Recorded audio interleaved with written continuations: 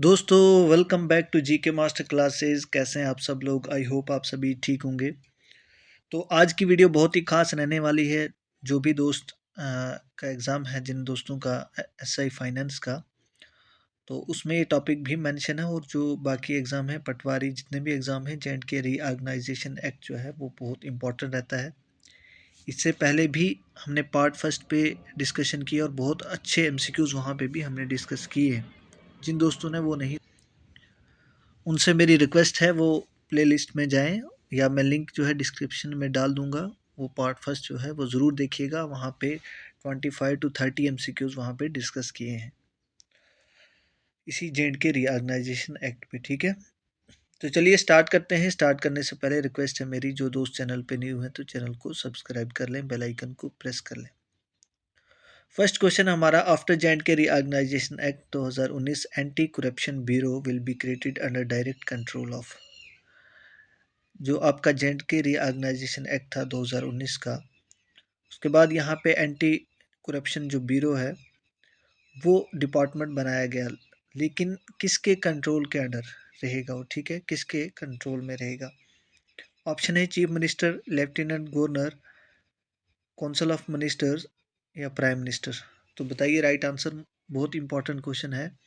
तो ये डिपार्टमेंट जो है एंटी करप्शन ब्यूरो, ये लेफ्टिनेंट गवर्नर के कंट्रोल में रहेगा। ठीक है, ऑप्शन नंबर बी राइट है।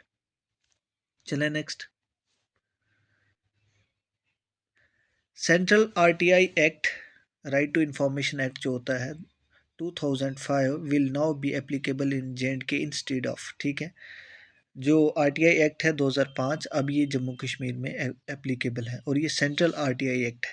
लेकिन जम्मू कश्मीर में भी आरटीआई एक्ट था, उसको रिप्लेस किया। अब वो जम्मू कश्मीर का कौन सा आरटीआई एक्ट कब पास हुआ था वो आपको बताना है। किसकी जगह लाया गया है central RTI act?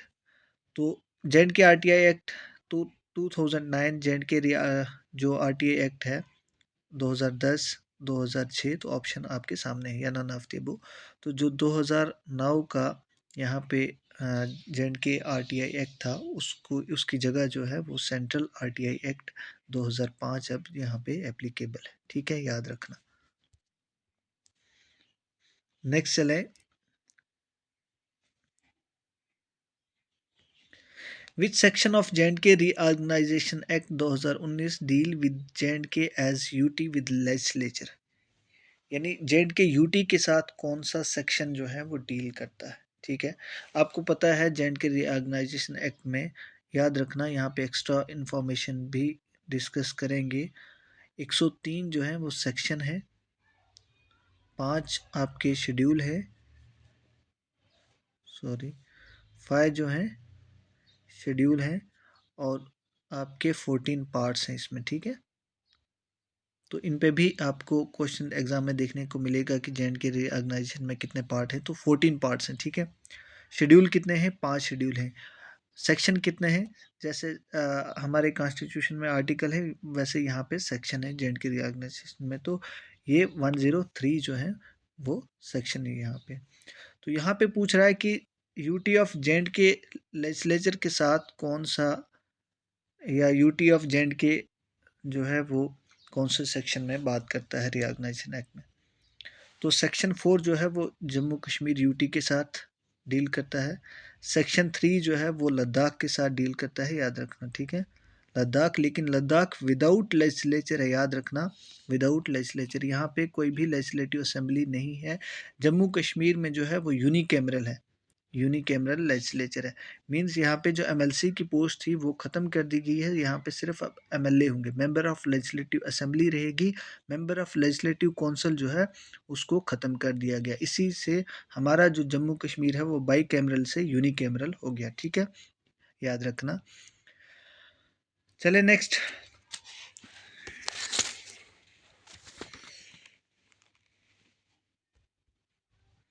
Option number ए जो है वो राइट था।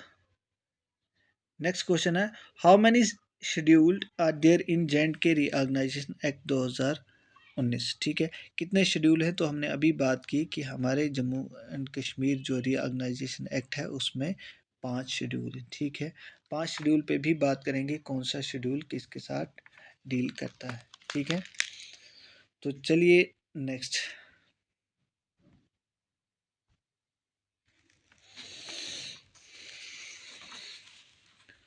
नेक्स्ट क्वेश्चन है, इंपॉर्टेंट है।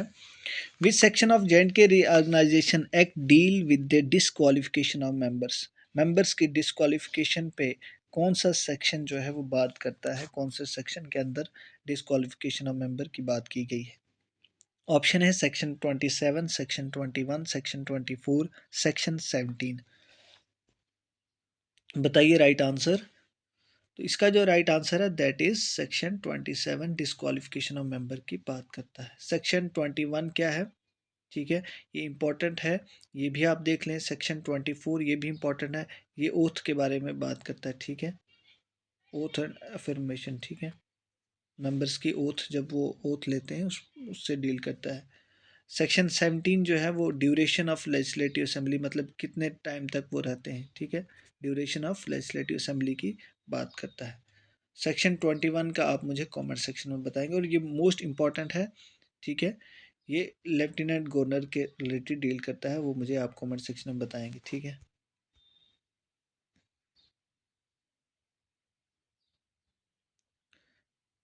नेक्स्ट क्वेश्चन है, which section of J&K reorganisation act deal with the assembly constituencies of J&K UT? ठीक है, कौन सा सेक्शन जो है वो असेंबली की कॉन्स्टिट्यूंसी के, सॉरी ये शेड्यूल की बात की है, कौन सा शेड्यूल जो है वो लेजिस्लेटिव असेंबली की बात करता है, जो J&K की लेजिस्लेटिव असेंबली है उसकी बात करता है। तो बताए राइट आंसर इसका क्या रहने वाला है? ऑप्शन है third schedule, fifth schedule, fourth schedule या फर्स्ट शेड्यूल। तो मैंने यहाँ पे ऊपर बताया था आपको, टोटल जो है कितने शेड्यूल हैं? 5 शेड्यूल हैं। ठीक है, उनमें से J&K जो लेजिस्लेटिव असेंबली है उसके साथ कौन सा शेड्यूल डील करता है? तो वो है शेड्यूल थर्ड। ठीक है, अब बाकी शेड्यूल की बात करें तो फर्स्ट जो है ना वो आपके राज्यसभा के साथ डील करते हैं, यानी member of council of state. ठीक है, राज्यसभा। ठीक, उसके बाद सेकंड जो आपका शेड्यूल है वो किसके साथ डील करता है? जो आपकी लोकसभा की सीट है। ठीक है, जो पार्लियामेंट्री जो कॉन्स्टिट्यूंसीज है और जो लद्दाख की है उनके साथ डील करता है सेकंड शेड्यूल। ठीक है, थर्ड शेड्यूल किसके साथ? मैंने बताया थर्ड शेड्यूल जो है वो जम्मू कश्मीर की जो लेजिस्लेटिव असेंबली की सीट्स हैं उनके बारे में बात करता है। अब फोर्थ शेड्यूल जो है, fourth schedule oath and affirmation. ठीक है, ओथ एंड एफर्मेशन। मेरी कोशिश ये रहेगी कि आपको यहाँ से पूरा J&K रीऑर्गेनाइजेशन एक्ट जो है एक ही वीडियो में रिवाइज कर दिया जाए, सो दैट आपको कहीं और से पढ़ने की ज़रूरत ना हो। और मैं रिक्वेस्ट करता हूँ कि आप पहले पार्ट को ज़रूर देखिए, पहले पार्ट में भी बहुत अच्छे एमसीक्यूज डिस्कस किए हैं। मैं लिंक जो है डिस्क्रिप्शन में डाल दूंगा वीडियो की, तो आप वहाँ पे ज़रूर विजिट करिए। अब फिफ्थ शेड्यूल जो है वो किसके साथ डील करता है? जो सेंट्रल लॉज हैं, जितने भी सेंट्रल लॉज हैं वो अब जम्मू कश्मीर में एप्लीकेबल हैं। ठीक है, और 106 सेंट्रल लॉज, अगर ये क्वेश्चन पूछा जाए कितने सेंट्रल लॉज जो हैं जम्मू कश्मीर में अब एप्लीकेबल हैं, जो सेंटर के कानून हैं, तो 106 जो है वो सेंट्रल के अब जम्मू कश्मीर में एप्लीकेबल है। ठीक है, चलें नेक्स्ट। आई होप आपको वीडियो अच्छी लग रही है, वीडियो अच्छी लगी तो लाइक ज़रूर करिएगा। नेक्स्ट है, which section of J&K reorganisation act deal with JKPSC, यानी जो पब्लिक सर्विस कमीशन है उसके साथ कौन सी सेक्शन डील करती है, यानी किस सेक्शन में पब्लिक सर्विस कमीशन की बात की गई है? Section 75, section 57, section 53, section 93। तो इसका जो राइट आंसर है दैट इज सेक्शन 93 जो है वो JKPSC की बात करता है, यानी पब्लिक सर्विस कमीशन। अब ये भी बाकी भी इंपॉर्टेंट है। सेक्शन जो 75 है ये कॉमन हाई कोर्ट की बात करता है, जो लद्दाख और J&K का कॉमन हाई कोर्ट है उसकी बात करता है। ठीक है, सेक्शन 57 जो है वो एबॉलिशन ऑफ लेजिस्लेटिव काउंसिल की बात करता है। ठीक है, जो मेंबर ऑफ लेजिस्लेटिव काउंसिल जो MLC की पोस्ट ख़त्म की हो उसके बारे में बात करता है सेक्शन 57। सेक्शन 53 जो है वो काउंसिल ऑफ मिनिस्टर की बात करता है, याद रखना काउंसिल ऑफ मिनिस्टर की बात सेक्शन 53 करता है। ठीक है, इसके अलावा भी कुछ सेक्शन हैं, जैसे सेक्शन 61 है, इंपॉर्टेंट है, ये पावर ऑफ इलेक्शन कमीशन की बात करता है, पावर ऑफ इलेक्शन कमीशन। ठीक है, उसके बाद सेक्शन 47 है, ऑफिशियल लैंग्वेज की बात करता है ये, लैंग्वेज के रिलेटेड, ठीक है। सेक्शन 31 है, वो सैलरी की बात करता है, ठीक है। तो ये सारे सेक्शन जो है इंपॉर्टेंट हो जाते हैं, ठीक है। नेक्स्ट चलें।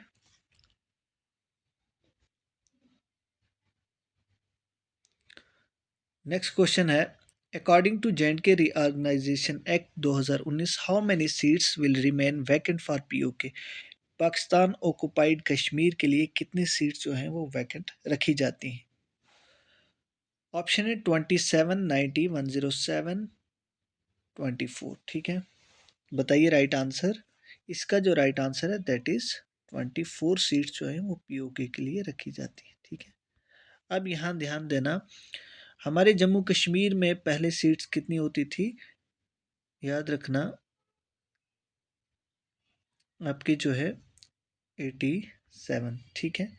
87 सीट्स होती थी। अब डिलिमिटेशन जब हुई तो इसमें कुछ सीटें जो हैं वो इंक्रीज़ की, 83 सीट्स थी, और उसके बाद जब इंक्रीज़ की तो 7 सीटें और बढ़ाई, उसमें कितनी हो गई सर टोटल 90 सीट्स, ठीक है। और 90 जो हमारे जम्मू कश्मीर में है, लेकिन 24 इसके बाद और हैं जो किसके लिए हैं, पीओके के लिए। तो टोटल कितनी हो गई, टोटल 114 हो गई, याद रखना, ठीक है। वन इंक्लूडिंग पीओके 114 सीट जो है, 114 सीट आफ्टर डिलिमिटेशन कमीशन, ठीक है। पहले कितनी थी, यहाँ कंफ्यूज नहीं होना, मैं फिर से रिपीट कर रहा हूँ। 83 पहले थी, ठीक है, प्लस 24 पीओके के लिए, तो ये कितनी हो जाती हैं सारी 107, ठीक है।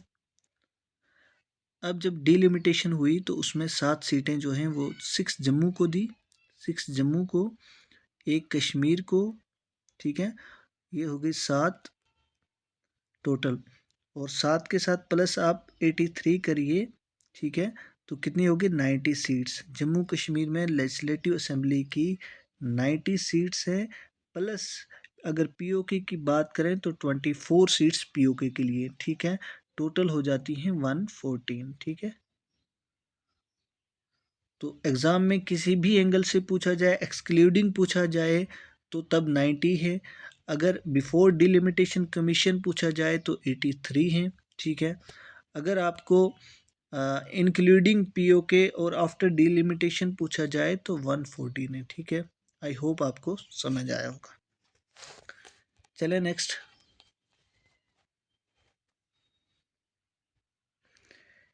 According to J&K Reorganization Act 2019, which UT created without legislature? ये क्वेश्चन FAA के एग्ज़ाम में आया था।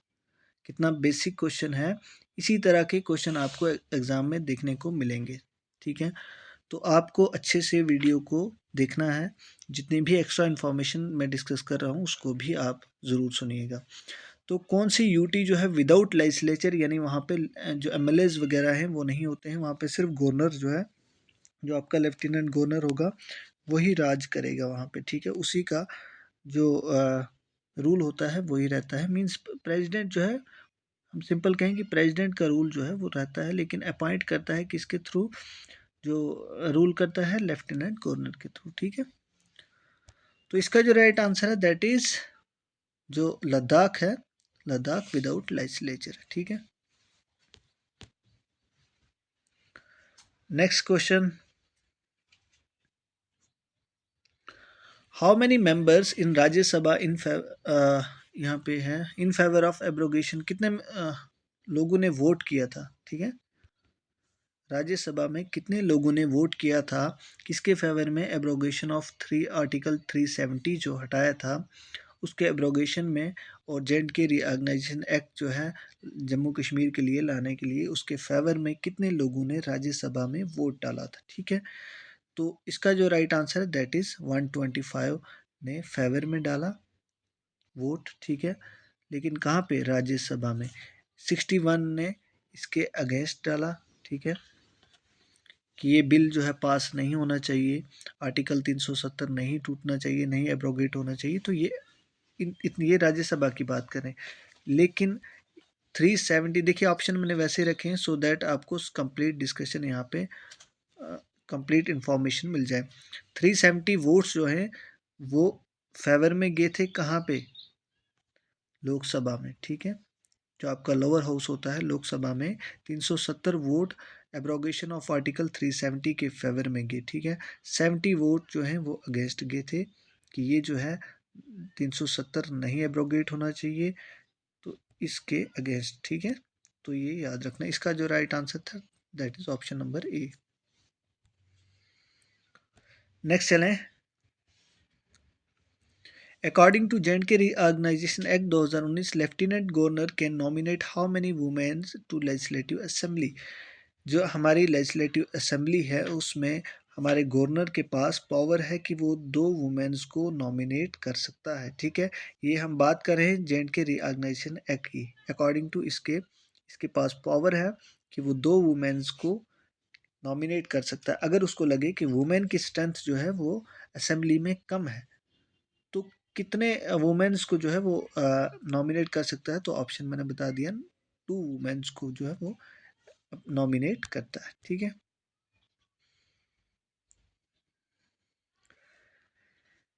According to J and K reorganisation act, how many seats for J and K UT in Lok Sabha.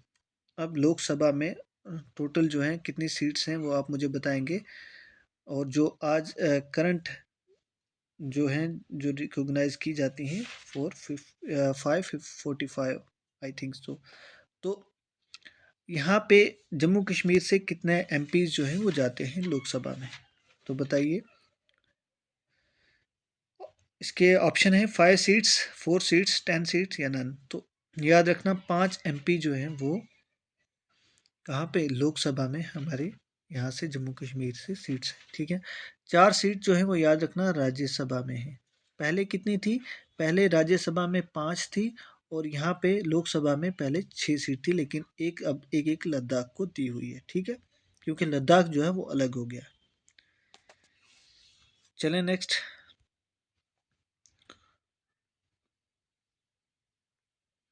As per provision of J&K Reorganization Act 2019, which article of Indian Constitution is applicable to duty of J&K? यानी कौन सा जो centre का यानी Indian constitution का article है वो applicable है जम्मू कश्मीर यूटी में, अकॉर्डिंग टू किस के, J&K Reorganization Act। तो आपने सुना होगा जो आर्टिकल 239A है, ठीक है, जो आपका पुडुचेरी मॉडल है वो आप जम्मू कश्मीर में वैसा ही मॉडल जो है जैसा पुडुचेरी में है वैसा ही एप्लीकेबल है जम्मू कश्मीर, ठीक है, 239A।